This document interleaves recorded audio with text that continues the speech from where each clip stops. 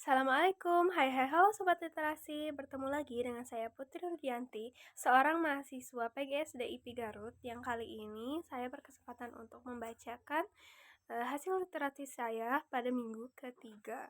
Pada minggu ketiga ini saya membaca buku Masnawi, yaitu kisah-kisah fantastis dari Persia, ditulis oleh Jalaluddin Rumi. Buku ini berceritakan tentang kisah-kisah inspiratif dari negeri Persia dan saya kali ini akan membacakan satu kisah tentang Luqman dan teman-temannya. Luqman ini adalah seorang budak dan Luqman ini bukan satu-satunya budak, melainkan ada budak-budak lainnya. Pada saat itu, tuannya memerintahkan Luqman dan budak-budak lainnya untuk memetik beri-berian. Nah, sementara Luqman ini memetik beri ke keranjangnya hingga penuh, teman-temannya ini malah terus memakan beri itu sampai si keranjangnya ini tidak penuh gitu. Dan mereka pun bersekongkol untuk memfitnah Luqman bahwa beri-beri yang mereka petik itu dimakan oleh Luqman. Padahal beri-beri itu semuanya dimakan oleh mereka sendiri. Singkat waktu, tuannya pun memanggil ke semua budaknya. Disitulah fitnah terjadi, di mana teman-teman ini memfitnah Luqman bahwa beri-beriannya dimakan oleh Luqman semua. Nah, Luqman ini cukup tenang menghadapi situasi tersebut.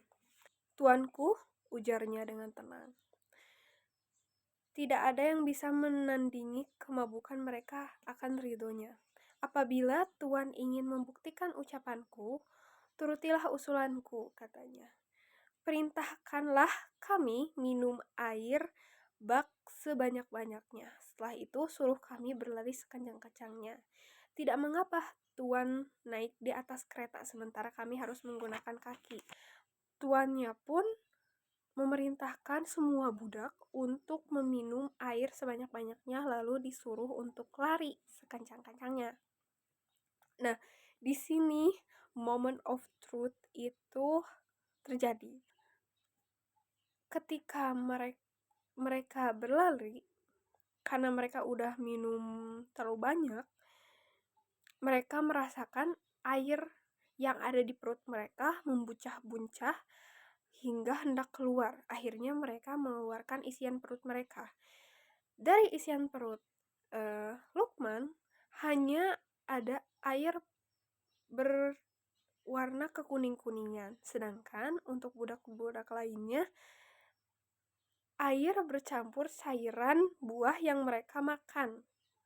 Nah, di sini terbukti bahwa yang memakan beri-beri tersebut bukan Luqman, tapi budak-budak yang lain yang memfitnah Luqman. Gitu, teman-teman.